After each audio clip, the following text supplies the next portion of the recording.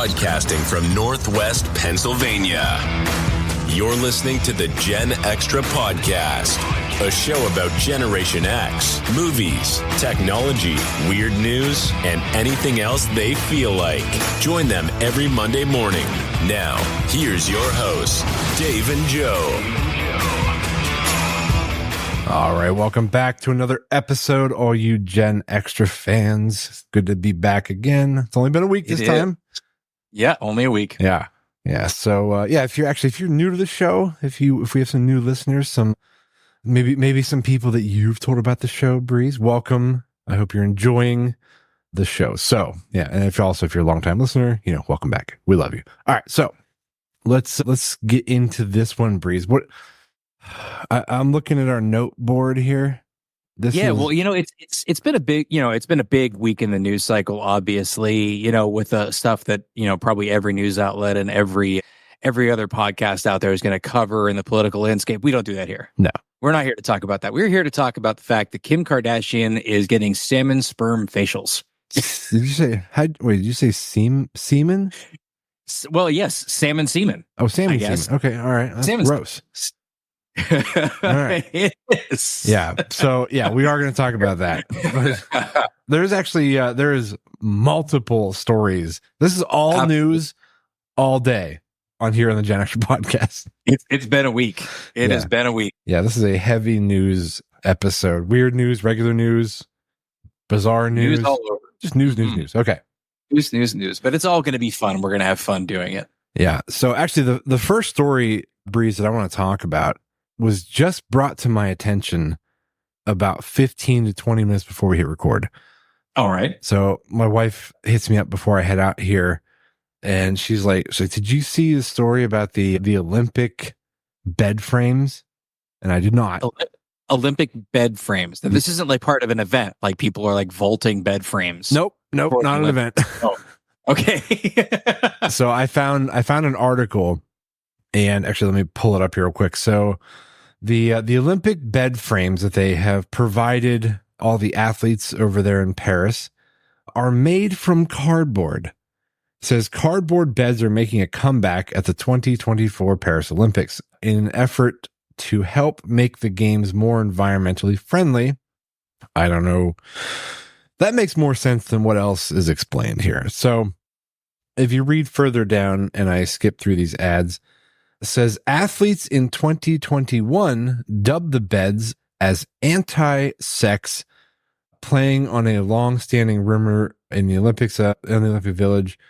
I had heard about this where they're trying to, where the Olympic Committee, well, again, it's rumored. I don't think they ever confirmed it, but the Olympic Committee is basically trying to cut down on Olympic athlete hooking up. Yeah. During the Olympics. And so is that the theory then, that they're making the beds out of cardboard to further prevent? I mean, sustainability is great. Don't get me wrong. Right. But these are professional athletes. They probably deserve a good night's sleep. I don't want to sleep on cardboard personally. No. So it seems the Olympics are saying that these are for the environment, so they can be recycled and whatnot when they're all done. But the players themselves, they're the ones that are kind of pointing at the anti hooking up beds. So, I mean, I'm assuming that they just collapse. Like, how does it stop somebody? Because I mean, I'm not going to get into graphic details, but all I'll say is when you're younger and you're, in the mood, I don't think a cardboard bed's going to stop you. Like, if you're like, that's true. I think that's probably not carrying a lot of weight, but I think that, well, I guess I'm reading a little bit further from something else here too. It looks like there's been some athletes that have recorded themselves jumping up and down on the bed to prove its sturdiness. So maybe the whole anti-sex thing doesn't really hold up. Yeah. Ironically, I think that's. Are you saying the bed does stay erect, Breeze? It does. It is absolutely. Jesus, I'm sorry. Love it. That's terrible. okay. That's terrible. No, it's good. Gotta.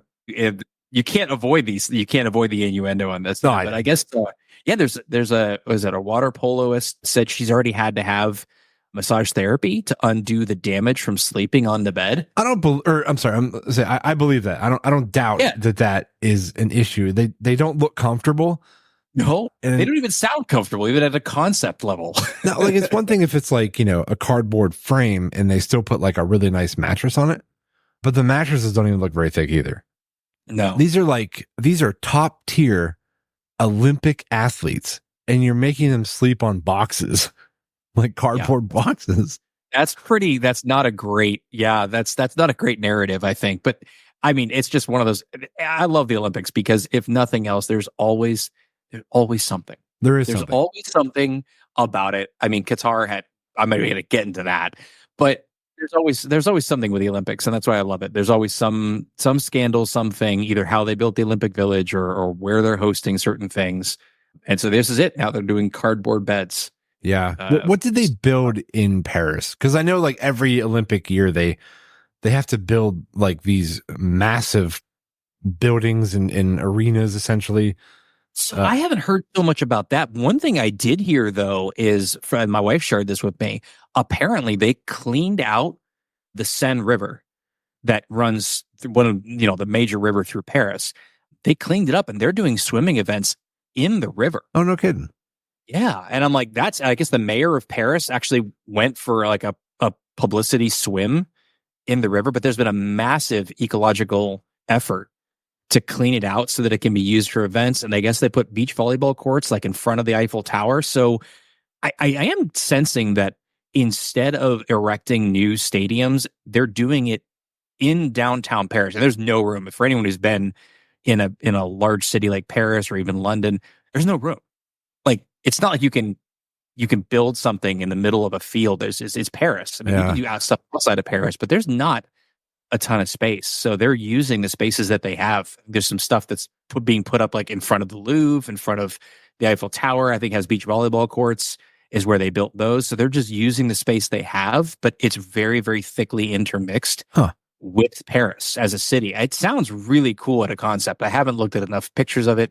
I think opening ceremonies are today, right? Oh, are they really?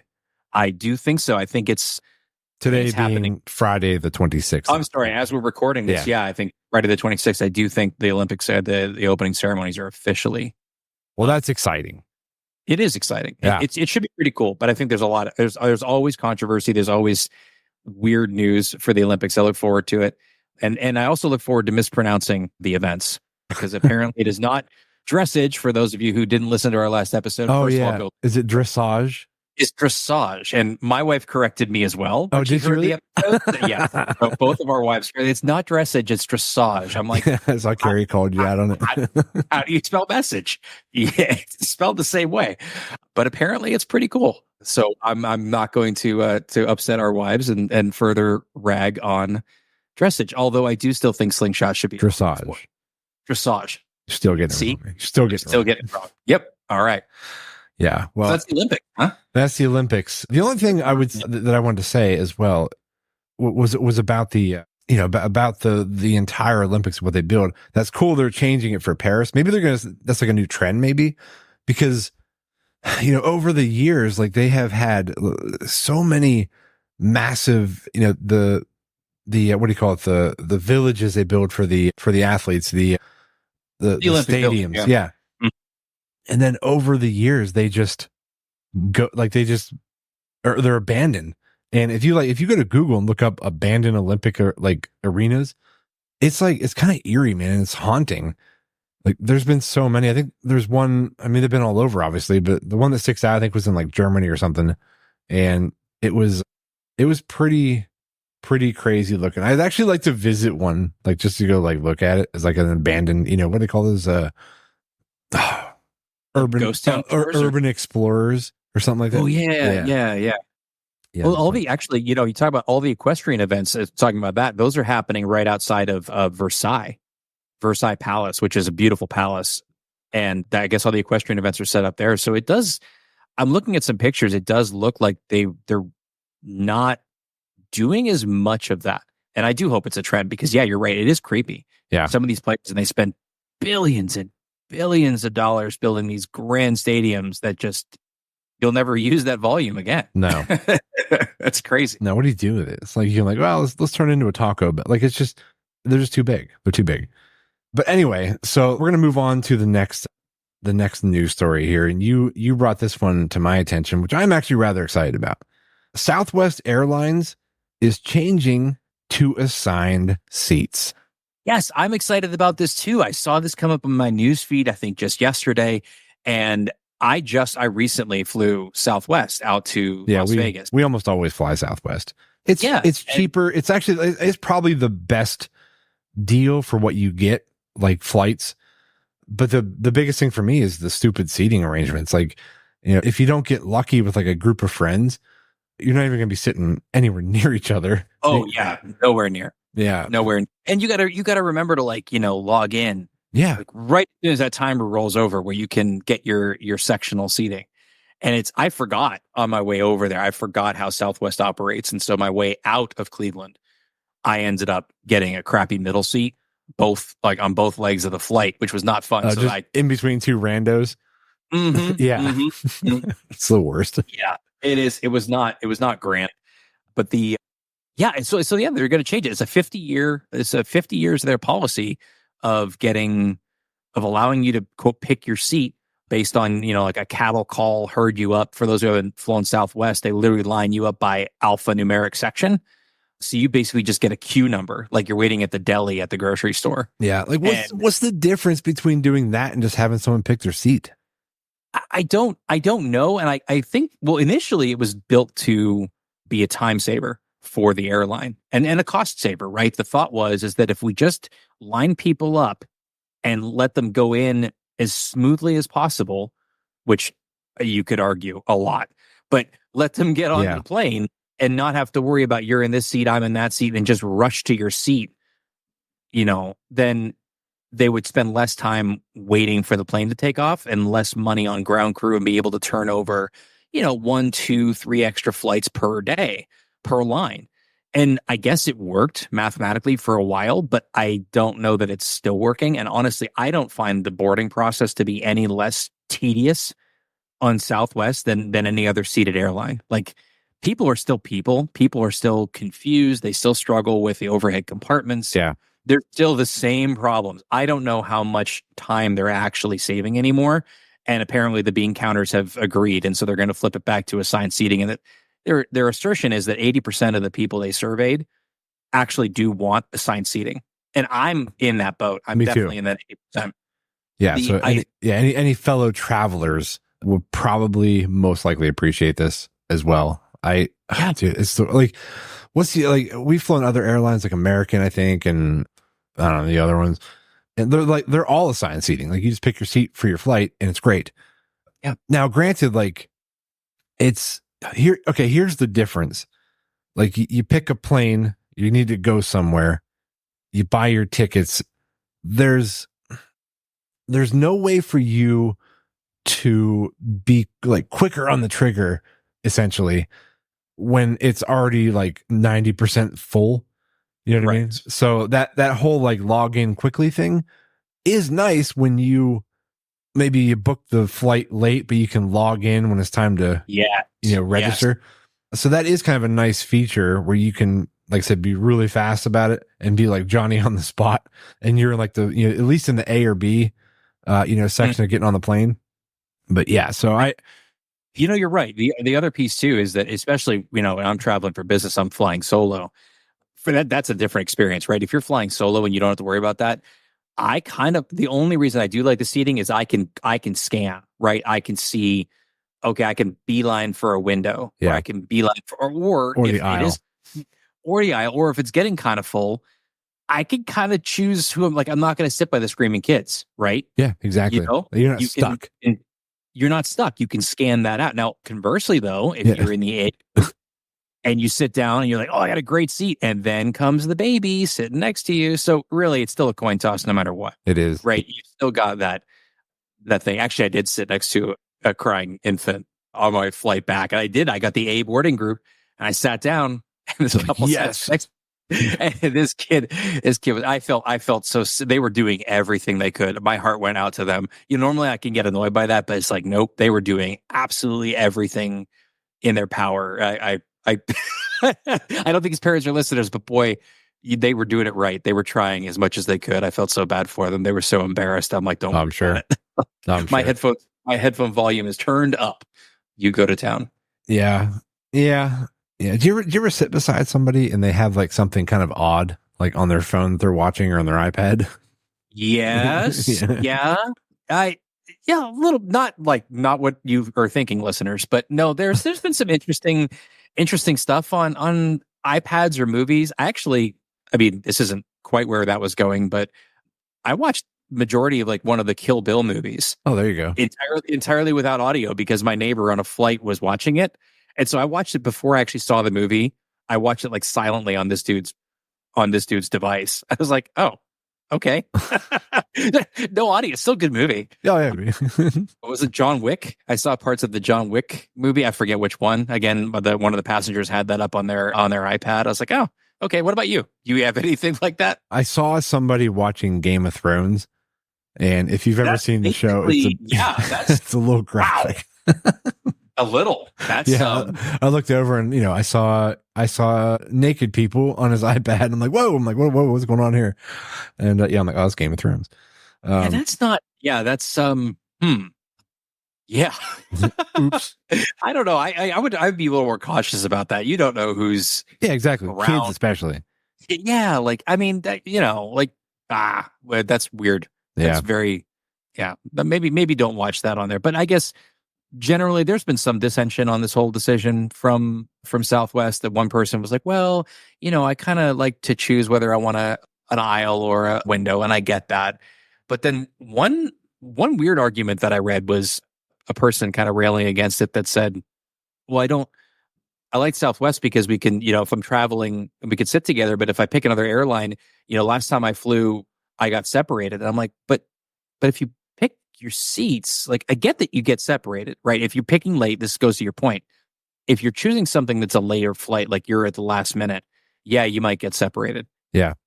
But you also might get separated on side. Again, I don't think it mathematically makes sense to do it anymore, but I do think it's a little more convenient personally. I love picking my seats though. Yeah, me too. I'd rather just know where I'm sitting and not have to worry about it.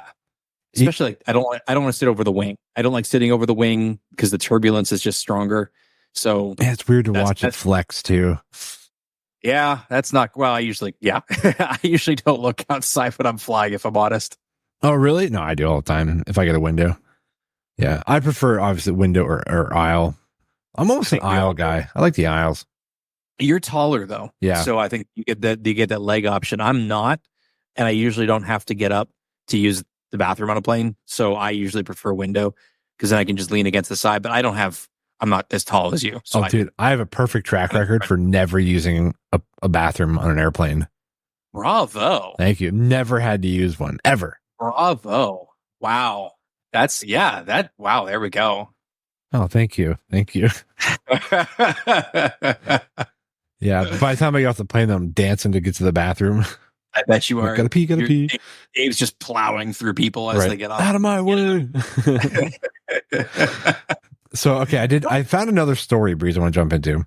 We got to push through some of these. We got like 6 of them. We do. I know. We've been laboring over it. So the reason I'm bringing this one up is because I thought it was true. It is a fake story, but I was convinced it was real for about 2 hours. And I was just like ranting through like in my house. I'm like, I'm sure I'm telling my wife about it, and I'm just upset. And I also like flabbergasted this even could be a thing. And I showed her and she's like, dude, that's fake. I'm like, what? And yeah, so I'm going to tell you what the story was though. So the article that I found, which was on Mousetrap News, didn't see that right away. Okay. It says, Disney World bans farting inside their parks. Of course, that caught my attention. I'm like, what?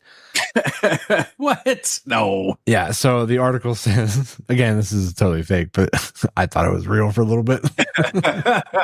It says Disney World bans farting inside their theme parks. Anyone who is caught, or to say, well, I'm just going to caught farting inside Disney parks, will be kicked out and potentially banned for life. I don't know how I thought this was real. Disney would be using thermal cameras installed throughout their parks to track when a guest. I don't know how many times I should say fart, but I'm gonna say it again. If seen farting on one of these cameras, Disney World security will be sent out to find you and detain you. How did I think this is real? I don't know, man. Yeah, but it says you get like you get 3 warnings, and then on the 4th violation they kick you out. So my mind was going to. It wasn't so much the new policy put in place, which again I thought was bizarre. It was more of the approach that would have to be made by security. That's where my mind was going. I'm like, how do you even do this? Like, you just walk up to somebody and be like, yes, we saw what you did. Excuse me, sir. Yeah, here's your first warning ticket. Like, it would just be absurd. But anyway, we don't need to stew on that one because it was fake. I just thought it was a funny story. The fact that I was bamboozled by this website. That is pretty funny. Now, I think I read a Disney article, not as flatulent as that, but it is accurate. And so this year marks Disneyland specifically, their 69th anniversary. Okay. But interestingly, Disney is very strategically calling it instead the Road to the 70th, and they're avoiding any use of the number. Mm-hmm.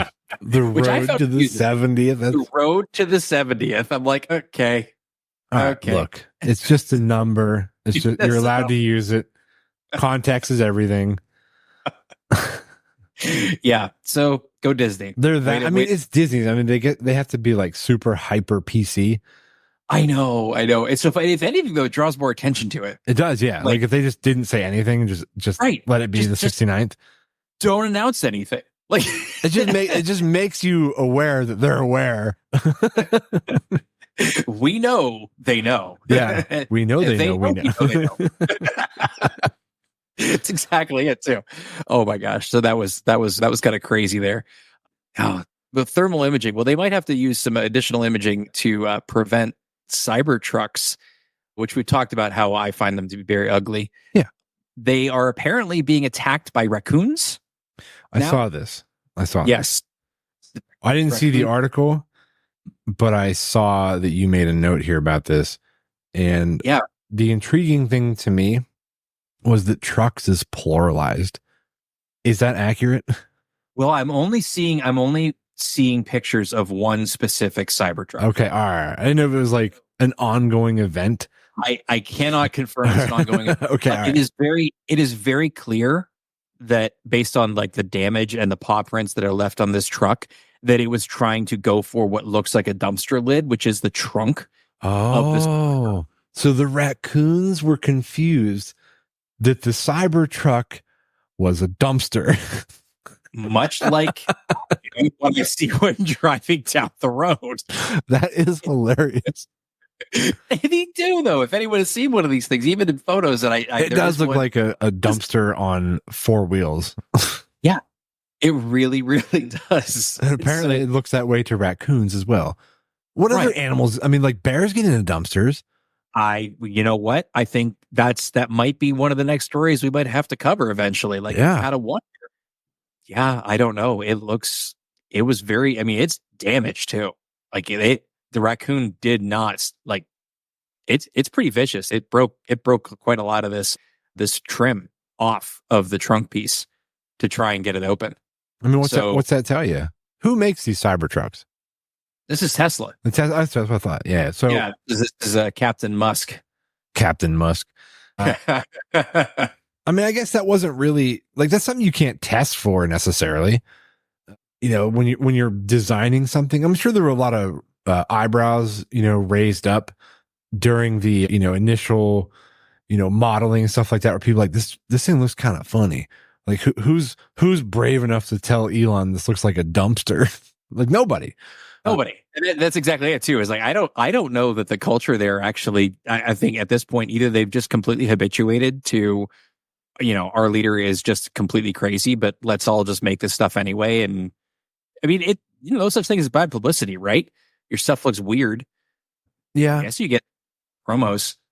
Yeah. I don't have a bad thing to say about Elon because I love his SpaceX Starlink. Because you're podcasting using his service right now. Yeah. You might be listening in. Our voices are hurling through space right now. Courtesy of Captain Musk. Yes. So I'm looking at these pictures here, and there's some comments, and actually the prints are pretty big. So there is some speculation that it may have been like a bear cub. Okay. That would make Because sense. the size compared to the hands in this picture, the prints are pretty big. Yeah. Okay. I'm saying like a raccoon paw is like the same size like a small cat. Like they're not very big paws. No, these prints look bigger. I think it actually may have been a bear. Okay. That would make sense because like when you're talking about the damage, I'm like, I don't know how much damage. Like raccoons are pretty aggressive as far as getting into shit, but to rip off trim off a car, like that's a lot I think for a raccoon. So I would not be surprised if it wasn't a bear. Yeah. Actually, the more I look at these pictures, I'm kind of I'm in that bear camp. So maybe it is. Maybe I should rephrase it. It's not raccoons. It could. Did the article state raccoons? The article says raccoons. Okay. But, who knows, right? Yeah. Like there's no picture of the raccoon. There's lots of people suggesting it was Rocket Raccoon from the Marvel movies. But, there you go. Yeah, just because that's funny. Well, speaking of crazy animals, Breeze. Mm-hmm. Do you remember the movie Cocaine Bear? I do. Was actually based on a true story? I forget. Cocaine Bear, I thought was actually somewhat. It was inspired by something. Yeah. Yep. Okay. Matter of fact, the beginning of that movie was they did portray the actual events in the first like 5 minutes of the film. Everything after that was left to their creative liberties on what the bear did. Yeah. Admittedly, I've not seen the movie. Yeah. So the story with that was a drug dealer who was like this. I guess this dude was like wildly paranoid. I guess as you would be as a drug dealer, and he thought the FBI was chasing him. He was in an airplane, and he started chucking all the cocaine out the fuselage and down into like the Oregon forest. I don't know where it was at, but anyway, then he jumped out afterwards, but his parachute malfunctioned and he just smacked himself off the ground and died. Anyway, so all the cocaine, they found a bear later that had died from cocaine overdose because it got into it. Oh my God. Anyway, that's not the story though. The story is they have found sharks, like a couple dozen sharks recently. Oh no. That have ingested cocaine that has been dumped in the ocean. Like sharks weren't scary enough. What does a hopped up shark look like? You know what I mean? Like they're already. I mean, I guess they're pretty chill, sort of, until they're in eat something mode. But man, can you imagine a shark all coked up, like coming up on the beach? Well, yeah, anything. I mean, anything that alters how the brain works, and that's exactly what this stuff does. Mm-hmm. So, oh my gosh. Are you looking it up? Yeah, cocaine sharks. I heard that, actually, before this happened, I heard they were actually going to make a movie called Cocaine Shark, like as like some sort of a sequel or just like another there you go. Another version of Cocaine Bear. But, makes sense. Yeah. This is evidence of an increasing danger of cocaine pollution. Wow. Okay. Oh my God. It looks like most of this stuff looks like it's just flat out toxic and it may kill them. Oh, but yeah, I'm trying to figure out where it's coming from. Oh, well, here's the other problem too, is that sharks, and I think this is near Brazil. But the other part is that now that these animals are there, you talk about sea animals like sharks, they get fished and eaten, right? So do people eat sharks? I guess they have like shark fin soup. Yeah, this article is saying that there's shark is actually a food source, especially outside of this particular area of Brazil that they're talking about. So I mean, can you imagine? Like, that's a huge food source contamination. I still like the comedic idea of a coked up shark. Don't get me wrong. I don't want to deviate off of that. But like, oh, wow, like people do catch and eat sharks. And yeah, I've heard of like shark steaks. Yeah, I've actually had a shark steak. Is it good? They're okay. They're okay. I wouldn't like seek it out. It was fine. I would probably try it once. What was the texture like? Have you ever had a tuna steak? Yeah. Kind of like that. Okay. Yep. Actually sounds kind of good then. It's not bad. Yeah, it's not bad. It's not something I seek out, but it's tasty enough. Yeah. I think next time I go to somewhere beachy, I want to see if I can find a shark steak. Here you go. Just make sure that it's not a cocaine shark steak. Right. Yeah. Your vacation is going to get really interesting. You start eating coke sharks. Yeah, but can I see a picture of the shark before it became a steak? Mm-hmm. It's like all skinny, got bags under his eyes. People bring a drug test to their shark dinner. Like, I'm sorry. Yeah. But speaking of I guess more aquatic ocean. Oh wait. Oh no, wait, hang on. Maybe not. I'm looking at this one story here about we mentioned at the very, very, very beginning about Kim Kardashian. Oh, are we getting to my story now? Yeah, okay, cool. So this was brought to my attention by my good friend Denise. She said, have you heard about this? And I'm like, no, but I am immediately putting this on the podcast list. Yes, I'm intrigued. Apparently, Kim Kardashian is where's the quote? Because this is great. This is apparently from a recent episode on the Hulu series The Kardashians, which I do not watch. But you don't watch it? It's a great show. I don't. I don't watch it. I'm just kidding.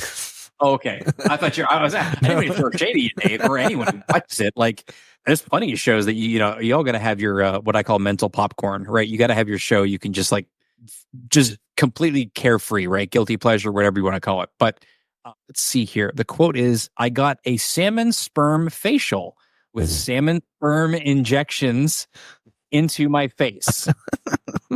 That is the quote. That's a horrible quote. That is what it is. It is officially called a polynucleotide injection. Okay, they definitely had to science it up a little bit, make it sound more legit. Well, I don't think they put that on the show, but this is what the article is saying. Apparently, this is actually a somewhat less uncommon treatment overseas in Australia, parts of Korea. So they rub fish sperm on their face. It is unfortunately not a topical cream. That is immediately where my head went when that quote was read to me. And I'm like, it's an injection. It is an injection. What? So it's yeah. All right. Please tell me this article has information because I have questions. Okay. So it's an injection made with the DNA from fish semen. I'm looking through here. Why? Who figured this out? Who figured it out? Studies have shown that polynucleotide or fish sperm can be beneficial for wound healing because it supports tissue regeneration and stimulates collagen production. Okay. I mean, all right. Okay. It's like it's like an anti-wrinkle injection, but instead of like Botox or collagen injections, it's fish semen. I mean, I guess we use all kinds of animal parts and pieces and stuff for all kinds of things, which is weird, but I guess just because it's the fish semen, it does make it a bit weird, especially if you're very willing just to put it in your face, or anywhere, I guess. Yeah. Oh, I guess a couple of years ago, Jennifer Aniston. Oh, she did it too. Yeah, she's got a quote in here. It says, "First of all, I said, are you serious? How do you get a salmon sperm?" Like, okay, that's a good quote. Yeah. Yeah. So it's just some guy in the back room with it. Right? That's what my friend Denise and I were talking about. It's like, okay, whose job is it to extract the sperm from the fish? Yeah. Is there like a fish fluffer somewhere? There could be. All right, give him to me first. Get him ready.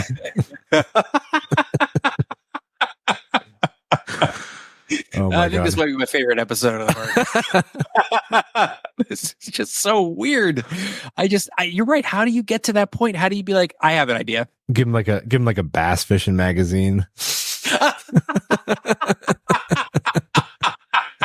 Open it up to the centerfold. Yeah. Like, woo. The fish is really ready for it. Oh my God. That's horrible.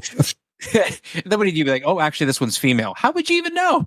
That's true. That's true. You Yeah. flip the fish over? I don't know. I don't think that's how it works. There's got to be some sort of markings or something. Oh yeah, no, I'm sure it's just like, a lot of creatures, right? Like birds are always easy because, the males typically have the bright colors and the plumage, but fish, I don't know. Yeah. It's not like they're hanging something down there between their fins. Right? Yeah. Or are they? I don't know. I don't think so. But yeah, so there you go. Yeah. So people were injecting fish semen. That's apparently a thing that is now made widely known as part of the Kardashians. I guess, like, for me, because it's like just a more of a cosmetic thing, like if it was something like life changing as far as like a medicine, Oh yeah. I don't know. Like, I guess, like, okay, if they said like, oh, if you inject this, it will regrow, thinning hair, that people would probably be like, that's sign me up, but I guess just for wrinkles, like, I don't know. It just seems like, I don't think I would do it. Yeah. I mean, it's like that. You're right. It's purely aesthetic. It's not like, oh, what is it? Oh, horseshoe crabs. I don't know if you've ever heard about that, but like horseshoe crab, like blood and DNA is like, oh, I have heard something about this. It's really, really good for like vaccines, and like it's good for supplements for. Isn't it like blue? Yeah, it's the blue. Yeah, blue blood. Yeah. Yep, that's it. But yeah, it's a huge part of making medicines and vaccines and antivirals. So again, that that makes sense. But let's get some fish sperm and spare my wrinkles. Yeah, there you go. Gross. Anyway. I'll stay wrinkled. Thank you very much. Yeah, exactly. I will age with dignity and without fish sperm. Thank you very much. All right. On to the next story. on to the next story. It's going to be a hard act to follow. But this does not even compare. So this next one is, are you familiar with the Oscar Mayer Wienermobile? Oh, the Wienermobile. Absolutely. Yeah, absolutely. We had a knockoff up in Erie, right? Because the Smith's hot dogs are based out of Erie, Pennsylvania. And there's the Smith's Wienermobile. I did not know that. There is. And that one I saw obviously a lot more growing up in northwestern Pennsylvania. But yeah, no, they're the iconic Oscar Mayer Wienermobile. What happened to the Wienermobile? It crashed. Did it crash into JD Vance's sofa? It's a kind of obscure reference. I don't know if you've heard about that one or not. I won't get into that because that kind of dips. Now that he's a vice presidential candidate, that gets political. So we can just move on from that one. Yeah, we'll just skip past that. We'll skip past that. We'll gloss over that. That was a terrible joke. Moving on. That's okay. Did it crash it to at least like a Pepperidge Farms bun factory, please? That would be great if it did. That would have been fantastic. Yeah. Or into a semi carrying Heinz ketchup would have been awesome too. But it did not. It did not. No, it crashed on, let's see, the Wienermobile. Hit a car Monday morning alongside Interstate 294. Its driver lost control and overcorrected, causing the Wienermobile to roll onto its side near the Chicago suburb of Oak Brook. Okay, so let's see. Injuries were reported. Oh, no injuries were reported. Okay. Oh, good. So if everything's okay. All right, blah, blah, blah. Yeah. So anyway, not the weirdest story I found, but I thought it was at least worth mentioning that this thing flipped. It rolled. Oh, it's on its side. Yeah. Oh, okay. Well, I mean, it is kind of designed to roll, but yes. No, I need a rim shot. We have a rim shot on the soundboard. We don't. That was bad. Nah, there it is. Nah, it doesn't deserve that. Oh my gosh. Yeah. Okay, so sorry about that. The Wienermobile crash. I like the Heinz ketchup. There has to be some puns in here. There's got to be. There absolutely needs to be. My favorite in terms of, like, again, no one's getting hurt, but that one where the FedEx truck and the UPS truck crash, or like the Coke or Pepsi trucks, like you get those competing brands that end up like, wrecking, and it's like, oops. Oh, okay. It's probably a good thing this didn't happen on a highway near Hershey, Pennsylvania. Sorry.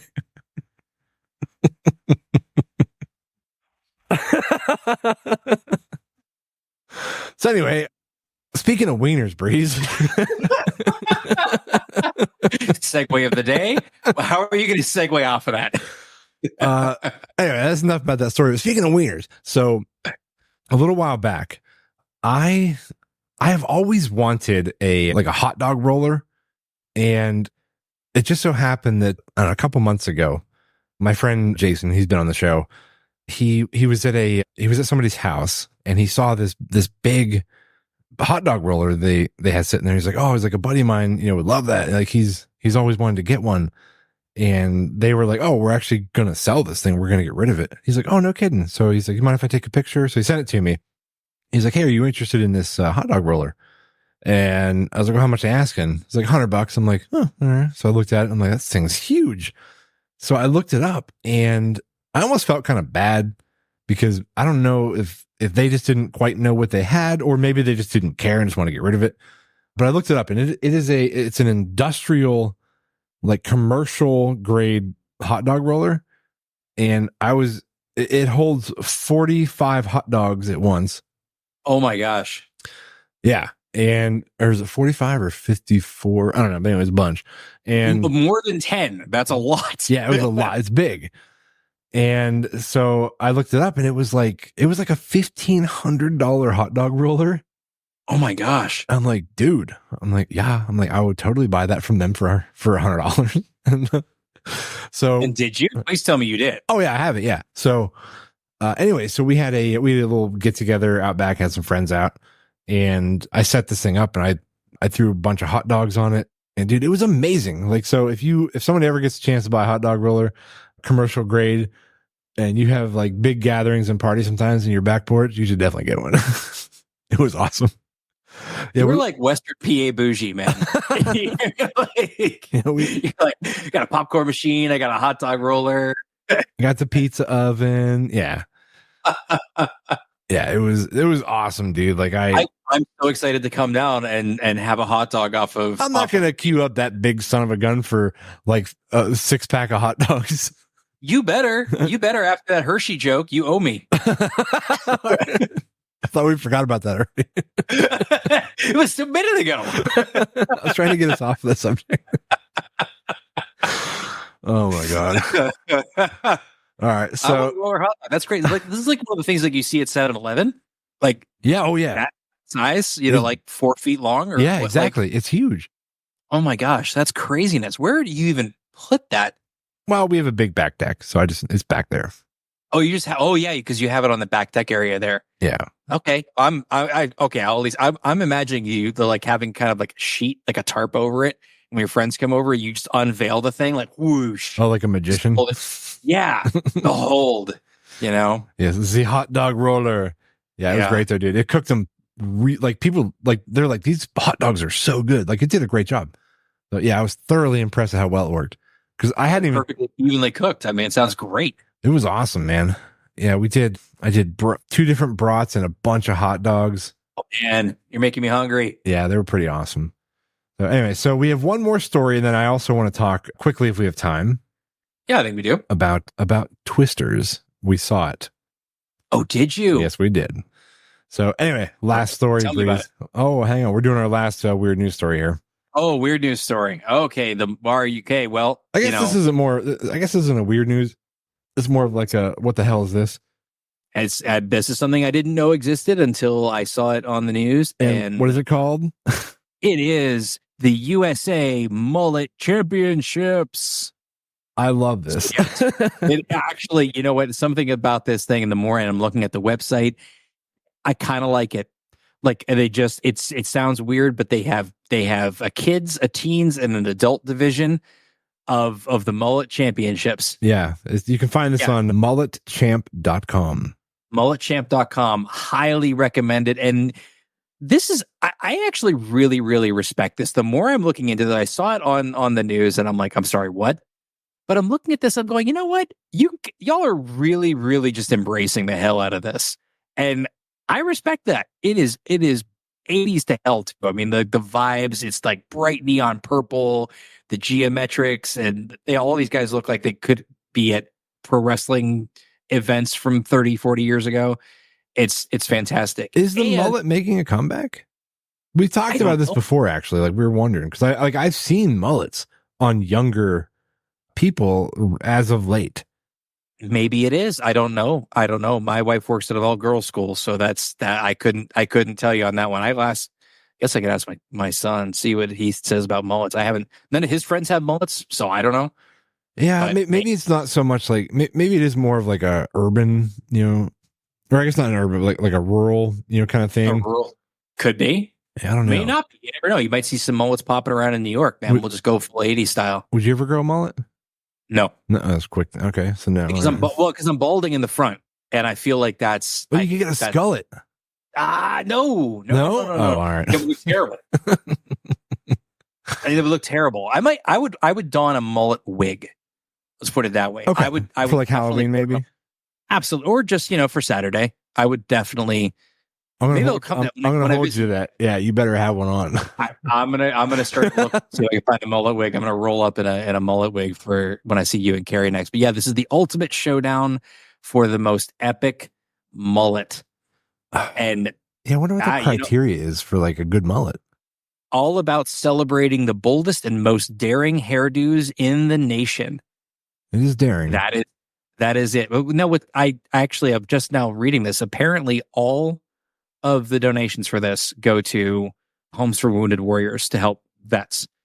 So not only is this just truly embracing the absurdity of such a loud and interesting hairstyle, but it's for a good cause on top of that. So I actually really kind of respect it. Mulletchamp.com. I'm not going to wear a mullet. I maybe get a mullet wig. They should sell mullet wigs. Do they sell them? Oh, they definitely do. Yeah. Yeah. Oh. But, you can buy like a Joe Dirt wig. He rocked a good mullet. He did rock a good mullet. Like, yeah, some Dave. Like 90s, like Randy Travis. I think he had like a sweet mullet. I get a lot of country stars in the 90s had like a killer mullet. I have a theory on the origin of the mullet.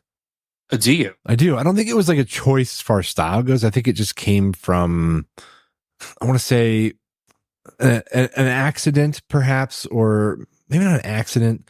I guess lack of skill. Okay, so here's my theory.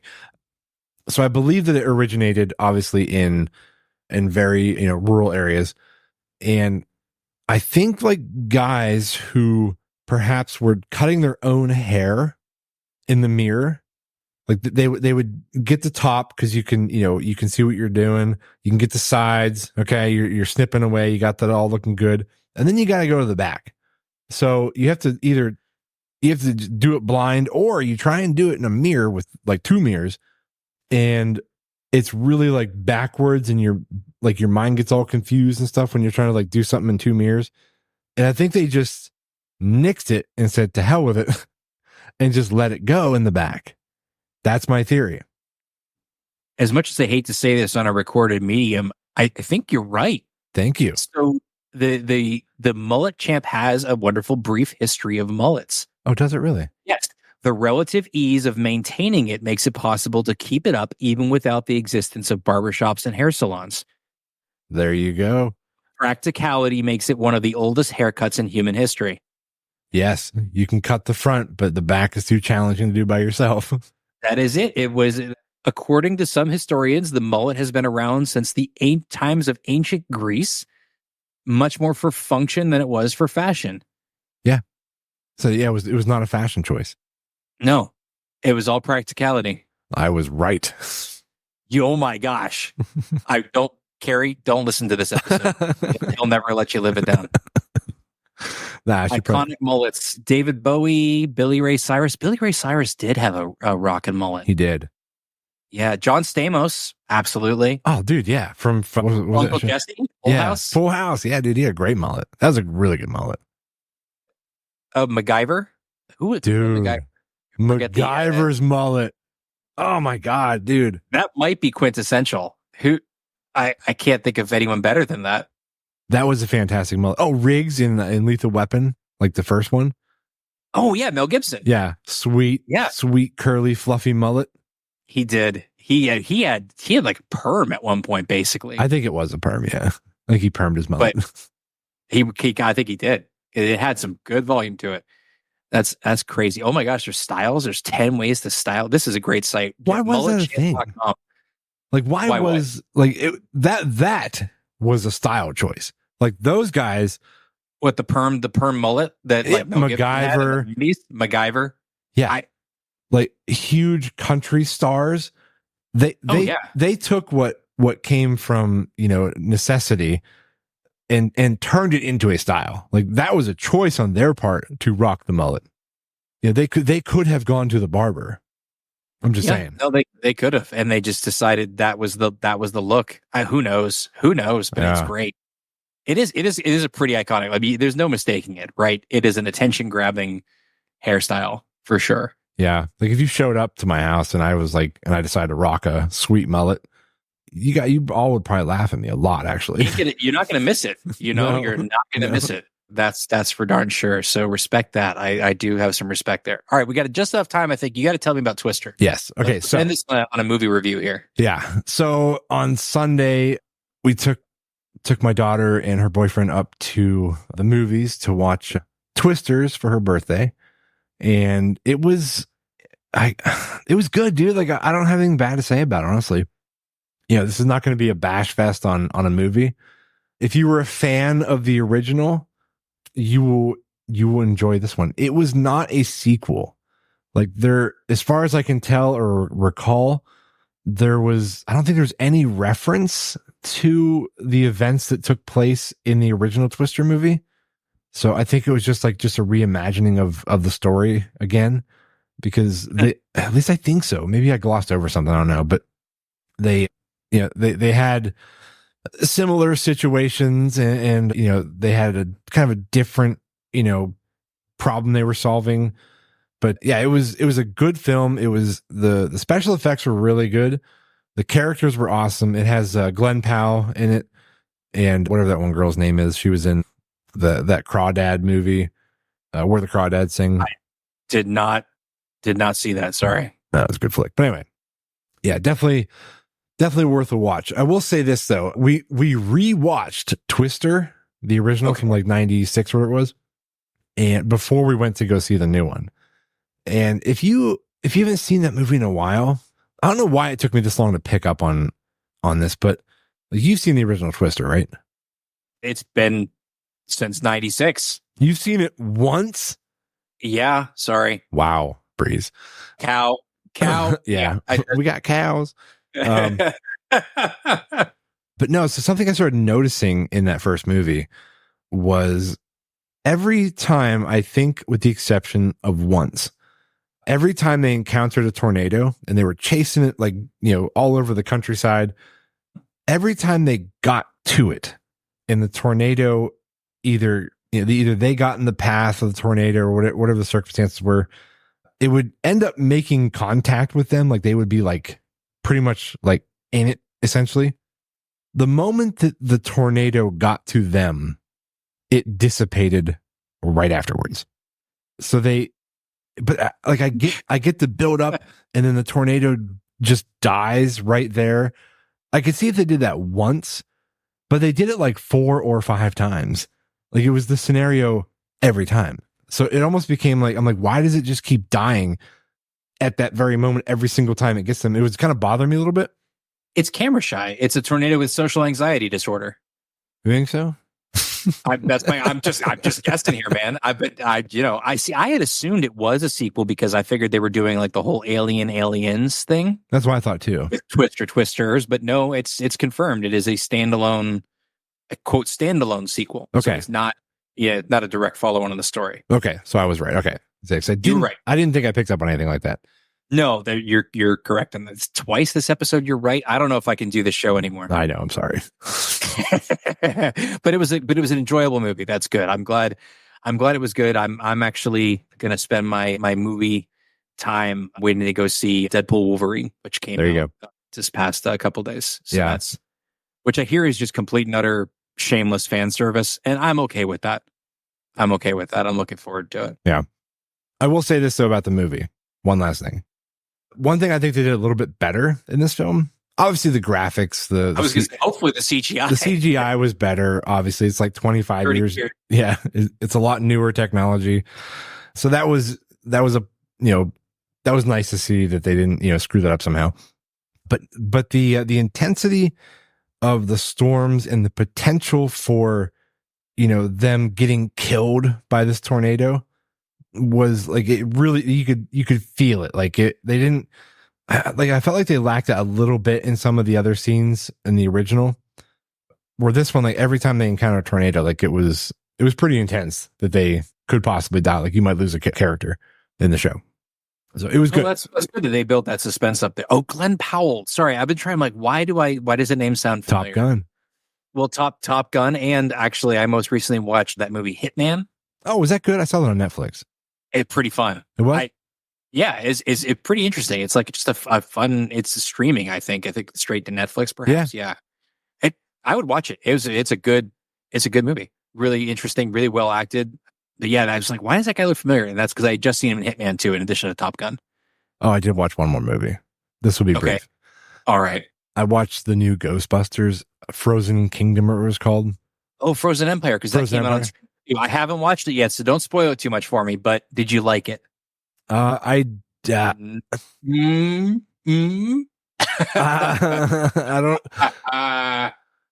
Okay, I really liked the first one.